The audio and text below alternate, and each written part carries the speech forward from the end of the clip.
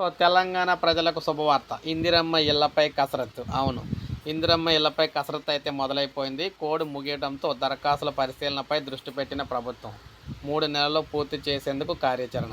వివిధ రాష్ట్రాల్లో గృహ నిర్మాణ పథకాలపై అధ్యయనానికి నిర్ణయం.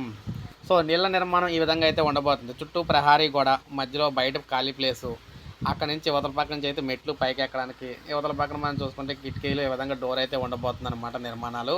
అయితే మొత్తంగా చూసుకున్నట్లయితే దీనికి సంబంధించి ఇళ్ల నిర్మాణానికి ఇతర రాష్ట్రాలు అనుసరిస్తున్న విధానాలను అయితే అధ్యయనం చేసిన తర్వాత వేరువేరుగా రాష్ట్రాలకు వెళ్లేందుకు అయితే సిద్ధమవుతున్నారు. ఒక్కొక్క రాష్ట్రంలో ఒక్కొక్క విధంగా చూస్తారన్నమాట. ఫైనల్గా ఏ రాష్ట్రంలో ఉన్నది బాగుందో చూసి అక్కడ టైప్లో ఇల్లు అయితే నిర్మాణం చేయడం జరుగుతుంది. ముఖ్యంగా 2 పడకల గదుల ఇళ్ల స్థానంలో ఇందిరమ్మ ఇళ్ల పథకాన్ని అమలు చేయాలని చెప్పి నిర్ణయించింది ఇప్పుడు ప్రభుత్వం. బడ్జెట్లో ఈ పథకానికి 7,440 కోట్లు కేటాయించింది. ఈ మేరకు మార్గదర్శకాలు కూడా జారీ చేసింది. లబ్ధిదారులు అధికారుల పర్యవేక్షణలో ఇళ్ల నిర్మాణం చేసుకోవాల్సి ఉంటుందన్నమాట. సో లబ్ధిదారులే చేసుకోవాలి, ప్రభుత్వం అయితే కట్టదు.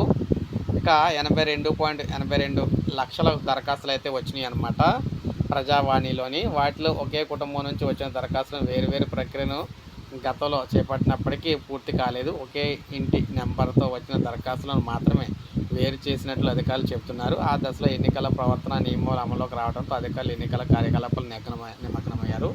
సో ఇప్పుడు మళ్ళీ కథలకైతే వచ్చిందనమాట. ఇళ్ల నిర్మాణాలకు సంబంధించి కీలక ఆదేశాలు అయితే రాబోతున్నాయి. సో ఒక లైక్ చేయండి, సబ్స్క్రైబ్ చేసుకోవద్దు, మన ఛానల్ సబ్స్క్రైబ్